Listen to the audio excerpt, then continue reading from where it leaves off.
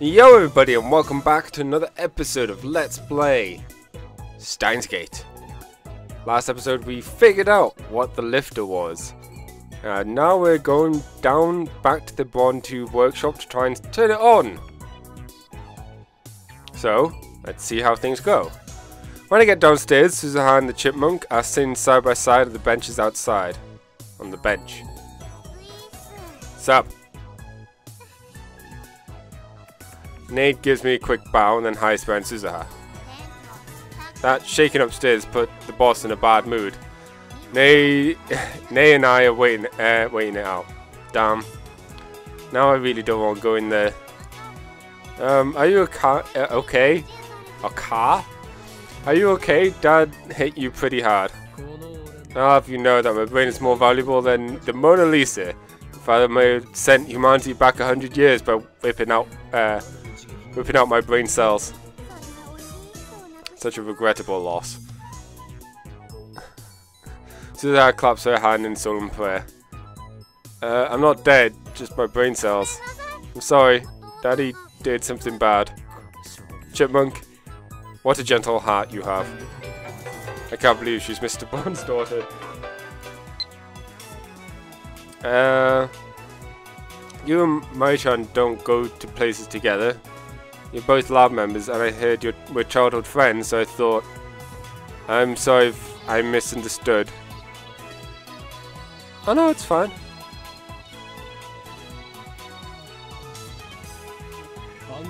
I suppose I share some of the blame.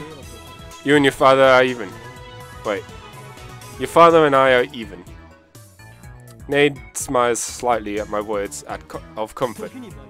Now then, part-time warrior, I have a request of you. I need you to distract Mr. Bond for about 5 seconds. Suzuha's eyes start to shine. Yeah, you mean seduce him? Wait, what? She flexes a bicep for some reason? Go on, touch it. She insists, so I poke it. It's as hard as her confidence suggests. Where did this come from suddenly? She's probably stronger than me. I don't understand what flexor has to do with seduction. No one just said anything about seduction. It doesn't matter how you do it. I'm not much of a warrior, but if I can't handle that... Besides, you said you'll help me search for my father, right? I'm only returning the favour. I see. Then I'll leave it in your capable hands. Okie dokie. Suzuha, don't be mean to Daddy, okay? Don't worry, I won't be mean. I want to complain that she's the one being mean, but I just said we were even, so I refrain. Wait here, Nay. The chipmunk nods. This is gonna go awfully. I just got a gut feeling. We enter the store. We find Mr. Bond cleaning up pieces of the broken CRT. When our eyes met, another vein pops in his forehead. He came to apologize. I'll listen, but your rent's going up, understand? If you come to, I'll apologize. I'm sorry about what happened. Overreacted. As a token of apology, my lab representative, Suzuha, would like to present you with a gift. Ouch. Boss, get ready. Wait. With a vigorous shout, which in no way seems appropriate for seduction, Suzuha whips off her jacket and... Yeah! What? Yeah?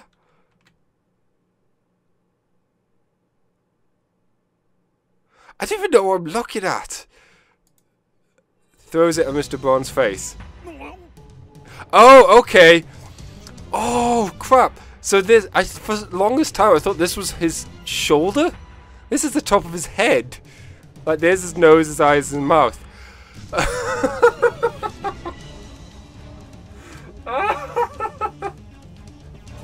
Okay.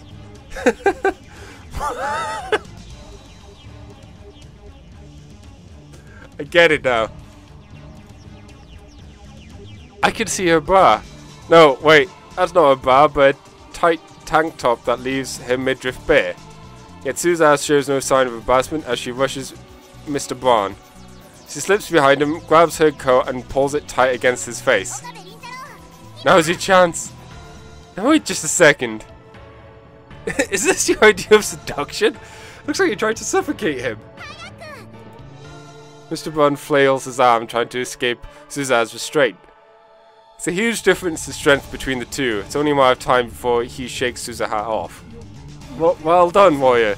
Your heroism will be remembered. Realizing that the only chance is to go for it, I dash to the counter and grab the remote and switch the 24-inch CRTV. Switch on the CRTV. After 2 seconds, the image appears on the giant screen. At the same time, the ceiling starts shaking. Chris will activate the phone wave to change with perfect timing.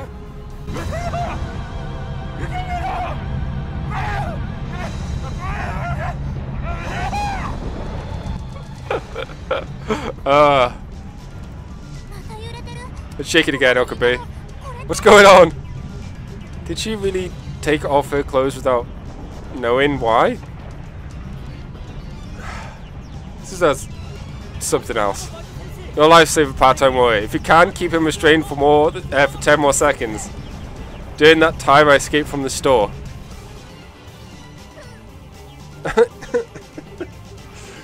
Everything will be fine. Outside, Nay's following earthquake drill procedure, crouching while protecting her head. I ignore her and look up at the second floor. Extremely, at exactly the same time, Chrissy appears in the window and gives me a happy thumbs up. But a second later, she blushes, shoots me a glare, and disappears inside as if nothing happened. What's with her attitude? I'm risking my life here. And Suzuha's. In any case, the experiment was a success. The 42-inch CRT was the key, as I suspected. Now, how do I explain this to Mr. Braun? I don't want him to kick us out of the building. Perhaps I shouldn't have left it to Suzuha. I timidly peek into the store to gauge the situation. Come on, boss, give me back my jacket. Suzuha is there, fidgeting in her tank top as Mr. Braun glares down at her. Shut up, I'm confiscating this. You pervert.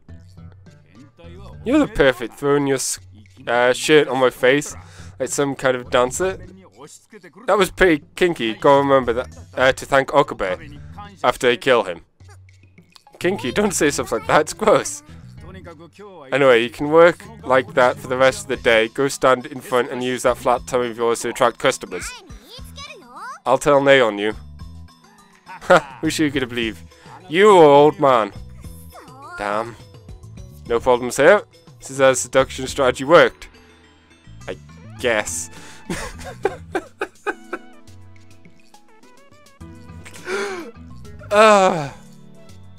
Mr. Braun, what a guy.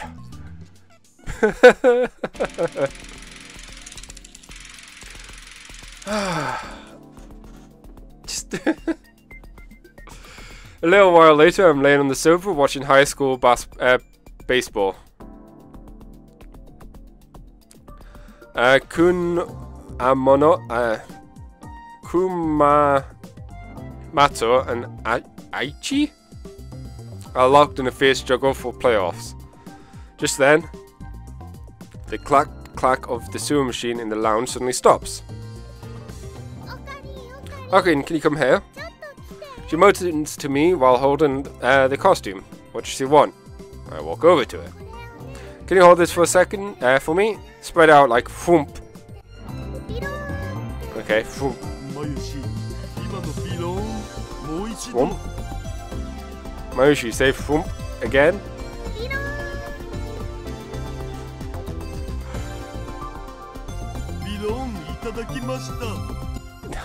Down, Daru. Go back to working. Stop it already, perv. I follow Mo's directions and spread the costume out by the sleeves. She inspects it from a few paces away. It's hard to believe, given her usual ditziness, but Mayu is very serious about her art. That's why cosplayers value her costume so highly. The costumes I'm holding now is custom made for Lukaku. I thought Lukaku was against it, but I guess Mayu managed to persuade her. Okay, thanks. Mayu looks tired. She's been working all night, but that doesn't dim the brightness of her satisfied smile. Finished! Is it done? Yep, I finished before Chris-chan. We were racing. You win, Mayuri. Congratulations. Damn you, assistant. She treats me and Dara like garbage. Mayuri gets the sistery touch. Actually, I'm just about finished too. Chrissy connects the two cords she's holding. Done! Celebration is in order. Woo! But nobody cheers. Oh, I cheered. It's a tie! Man, I'm tired. I just want First Hand to confront me.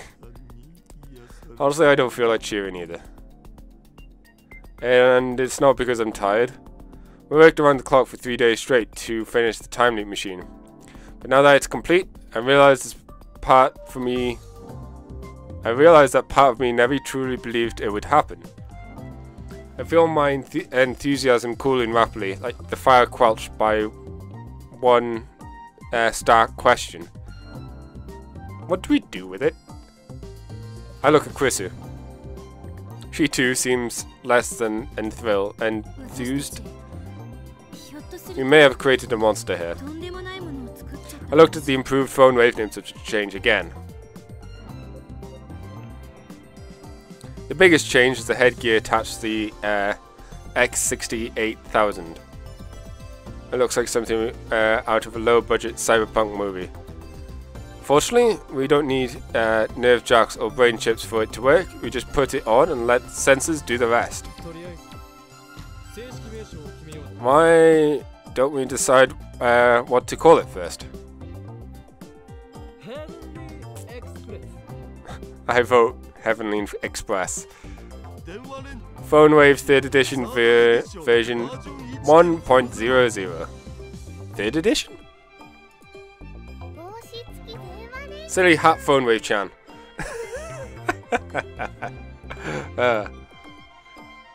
No consensus. You guys have too much free time. Does that mean you're abstaining from the vote? Time leap machine. That's terrible.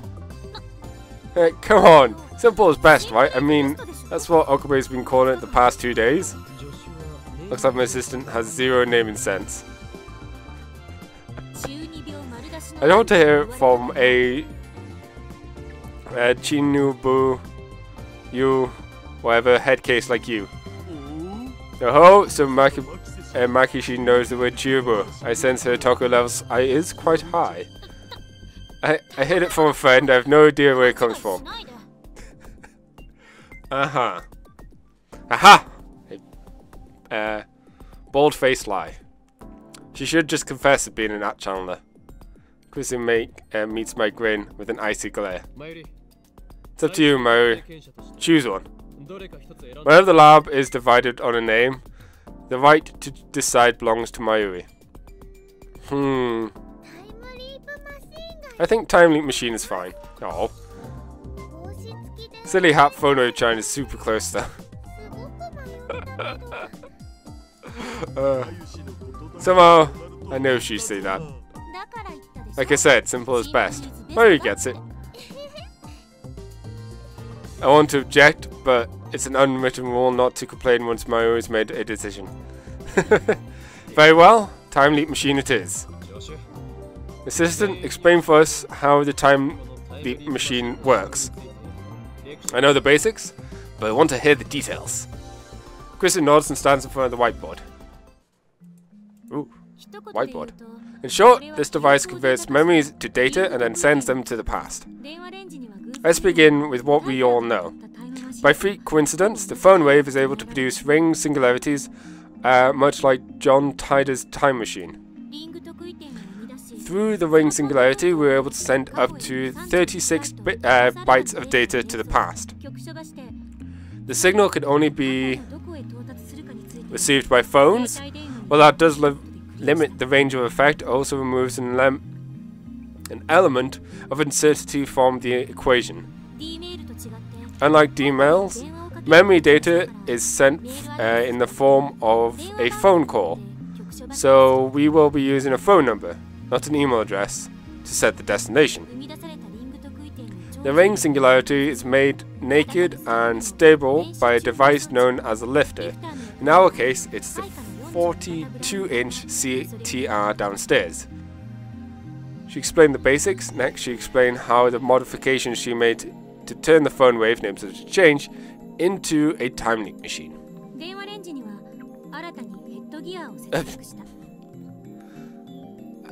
Once again, not really hiding her at-channess with them emotions. Emoticons? Whatever. The phone wave now has headgear attached. The headgear records the nerve impulses in the temporal lobe of the brain, specifically the CA3 region in the hippocampus where memories are stored. Because it's divided into three historical sections, A1, CA2 and CA3. CA refers to the name given to the hippocampus by okay.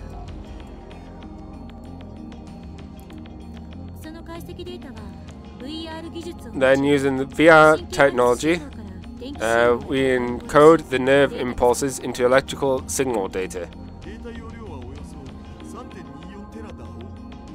It comes to approximately 3.24 terabytes. Encoded. Okay. So that's expected. We're talking about the entirety of a person's memories. By the way, we'll set it up so then the data decodes automatically after a certain amount of time.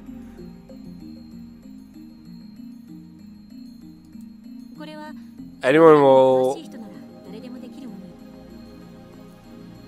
set up so the data decodes automatically after a certain. When we were well versed in program could do this, I had Dao make the code. Anyway, next we send the memory through the to the LHC in France. This building has a direct line to CERN for some reason, so we can transfer data at insanely high speeds. Yeah, 3.24 terabytes would take ages to send. It can take me, I know I've not got the best internet, but it can take me a good day to get a couple of gigabytes through uploaded. So 3.24 terabytes is quite a lot. It's easily over 3,000 gigabytes. I'm trying to do quick maths, but it's failing. Oh well. How long does it take to send 3.2 terabytes of data? We have 64 direct lines in parallel. So if we send it in 64 parts, it should be uploaded in 45 seconds. That's insanely fast. Next we hijack the LHC to create a mini black hole and use that black hole supergravity to compress the data into 64 bytes. 3 terabytes is about 3 trillion bytes, compressing that into just 36 bytes. That's one hell of a squeeze. Will the compression take long? It's practically instantaneous. 23 milliseconds or thereabouts. We're using a black hole after all. By the way, the compression only holds in the immediate vicinity of the black hole. Once the data leaves that area, it will begin to decompress on its own. This too takes only takes 23 milliseconds.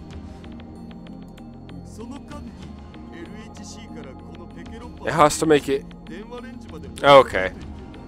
It has to make it back to the phone, it has to make it back to the X 6800,000 and into the phone wave within that window.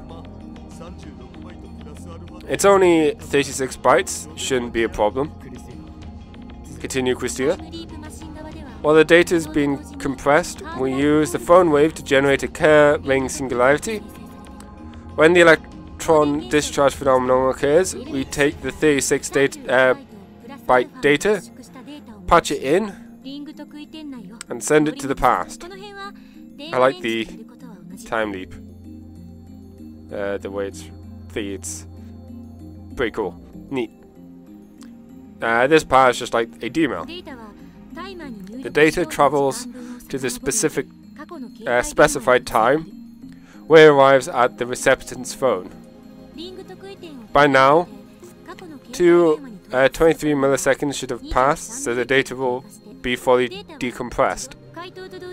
Next, the decoding program runs, converting the data back into nerve impulse signals. These signals are discharged from the phone's earpiece at approximately 0.02 amperes, a pretty weak charge.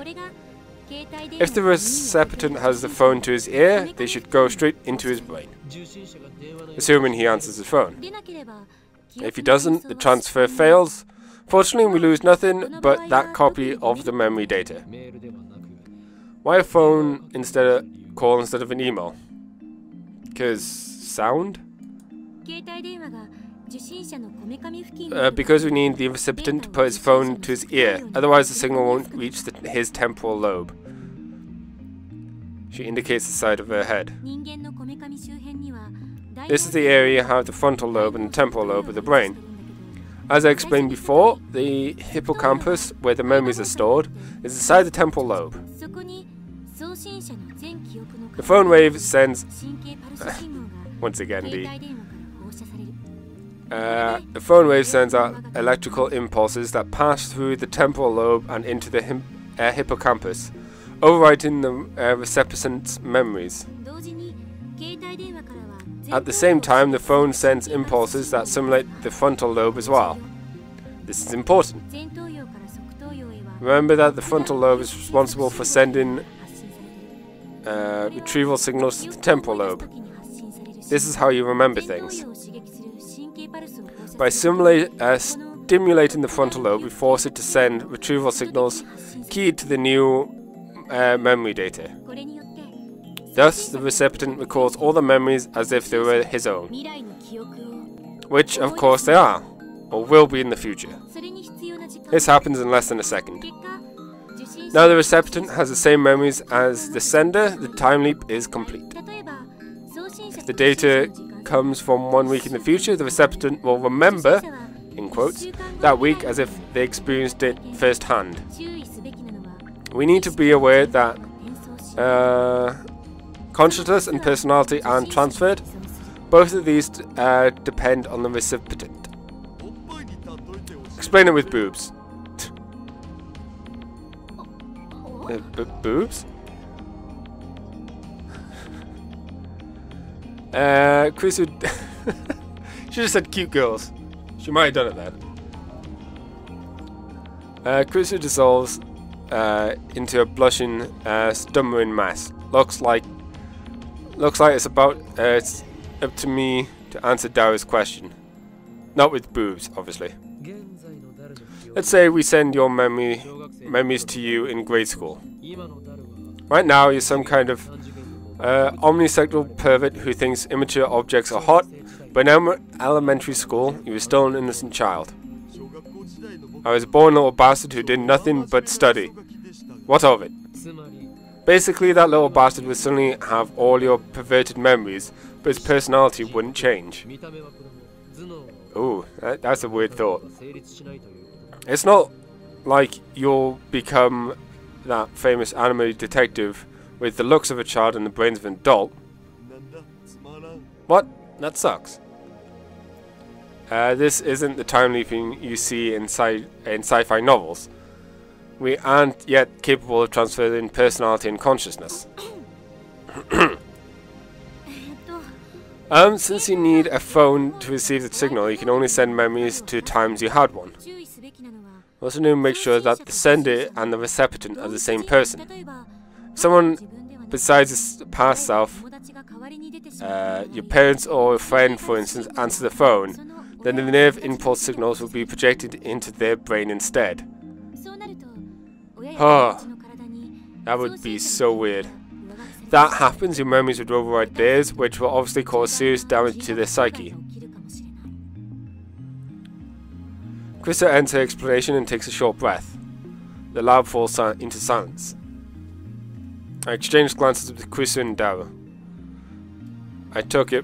I look at Maru, but her expression is blank. I guess it was too complicated for her. So, I clear my throat. It's time for the million-dollar question. What do we do with it? Do with what? The time leap machine, of course. What do we do with it?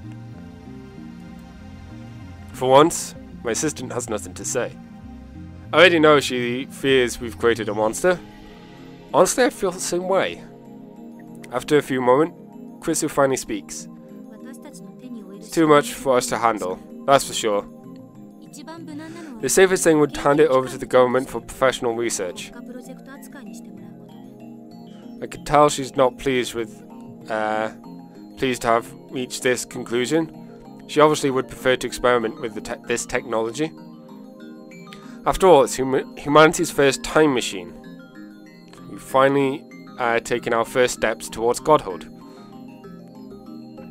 I'm sure that nations of the world would pay billions just for one look at our machine. The possibilities that it represents are limitless. It just doesn't feel real. Mayushi doesn't get it. That's because you didn't work on it, Mayushi. Oh, right. What about you, Okabe? And I mean you, not Huin Kuyoma. I agree with Krisa that the time leap machine is dangerous. On the other hand, I want to experiment. I state my honest feelings. Krisu gasps. But there's still questions we need to answer. This is unknown territory, not just for us, but for all of humanity. Who will time leap? I look at each of the lab members in turn. Dao quickly looks away. Mayuri's expression is blank. Krisu stares right back at me. It's hard to choose. I'll pass. Not a single person here wants the honor of being history's first time traveler. Everyone, except for Mayuri, is probably thinking about what could go wrong. What if the time leap were to fail? Whoa. It's not like Sound's time machine. The possibility of becoming a jellyman is zero. This machine sends data, not the real thing. Don't let your preconceptions influence your decision. You might say it's like a cut and paste of your brain. Actually, it's more like a copy-paste. It's just your memories. The original doesn't get erased. It's a very easy to understand example. But that's not the problem. Time flows in a straight line from past to present to future. At least that's how most humans see it. This raises several questions. What if there's an error somewhere and the data itself gets fractalized? Let's say I send my memories an hour into the past. My memories would be replaced by fractured data, in other words, data full of tiny holes. Couldn't that cause memory loss? I suppose. 1 hour later, we would arrive again at the present. At that time, the me who lost his memory ago and the current me conflict in my brain. Which data set survives? Logically, the present should change as soon as you send your memories to the past. The conflicting current me disappears then. So then it's not copy and paste at all, is it? I don't know. No one's ever experimented time travel before, experienced time travel before. When we send the email, the world is reconstructed based on the change we made to the past. I'm the only one who is aware of this, however. We don't know what happens when you time leap.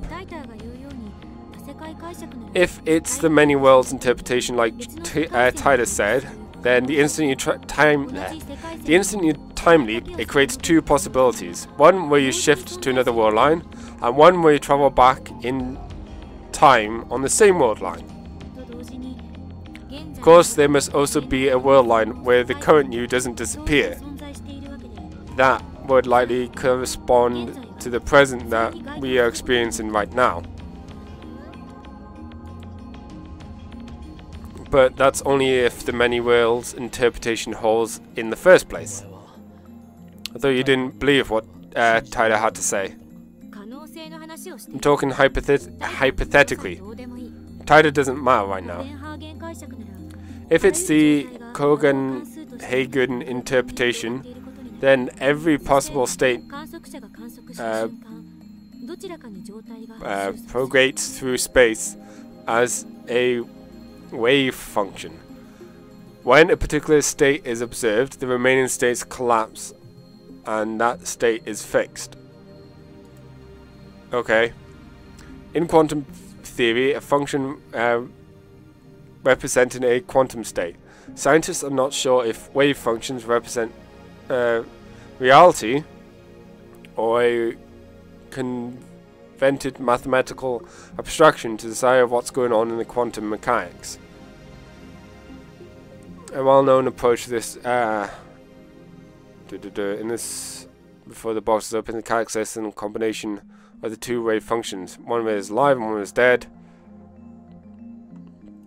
Basically, if this is what I think it is, it's basically stating that the cat is both alive and dead until the box is open and proven otherwise. And both need to be true. Or both can be. I can't remember. I should probably read up on it because it's saying, but I feel like I would also need to read up on the cat as well. And my brain can only take so much. But precise observation is impossible. The problem is who the observer is in this case. Wouldn't it be a third party like me or Mayoshi? Not necessarily, it might be me, it might be someone else, it could even be God. To begin with, the Copenhagen interpretation and the many worlds interpretation are both microscale theories used to explain quantum interactions. No one knows whether they can be applied to humans or the world at large. What about my personal experience with Steiner? If Steiner is not the sort of power I think it is, then the world line model is correct. Right. If Steiner is the sort of power I think it is, then the world line, yeah. In the end, we arrive at the question of where is the self? This time leap machine only sends memories, that I guarantee. Won't the present be reconstructed at the moment of the transfer? That's what happens with Ocarina's reading Steiner, right? That makes sense when D-mails are concerned. When we send a D-mail, we're obviously interfering in past events. But time leaping is different. All you do is send your memories to the past, which isn't the same thing as sending a targeted D-mail. Whether the me who suddenly remembers 1 hour into the future will, in fact, change the past is something we cannot know until it happens. I'm getting confused. Sounds like we're talking about the soul. Isn't that a religious question? Wait, You guys are misunderstanding something. 1 hour isn't enough time for your personality to change. You should be the same person 1 hour ago than you are now. The only difference is that you'll have an extra hour's worth of memories. How can you be sure? Well, I can't. No one's tried it before. This discussion's going nowhere. Personality and consciousness can't be strictly defined, so it's hard to imagine what might happen.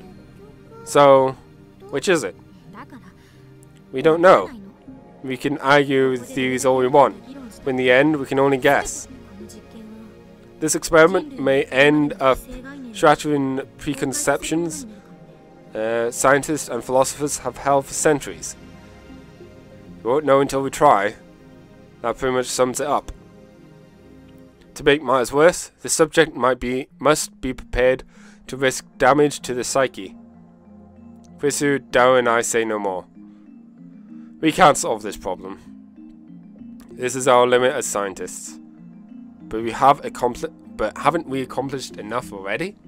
The time loop machine itself is worthy of a Nobel Prize. We could sell this technology for billions, if we so choose. And if we go public with time leap machine, we can break Saren's monopoly on time travel technology. That's enough. It has to be. Hey! Maru, who's been observing the discussion with glassy eyes, opened her mouth to speak.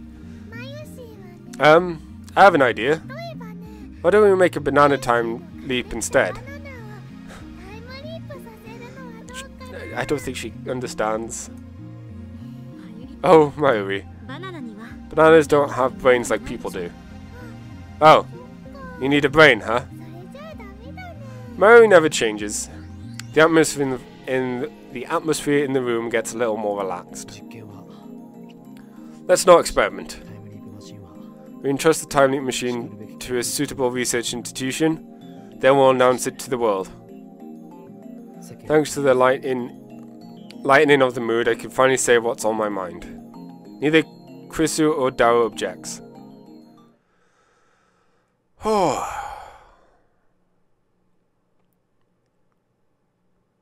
You know what? I think this is a good place to end this episode.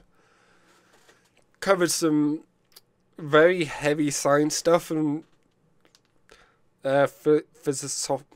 philosophical questions and discussions, and basically we've reached the point where I think they are ready to hand off the time leap machine, whatever it's called. I mean, the responsibility shouldn't be theirs, I guess, or they guess. Oh, we'll see what happens. Catch you all in the next episode. Bye.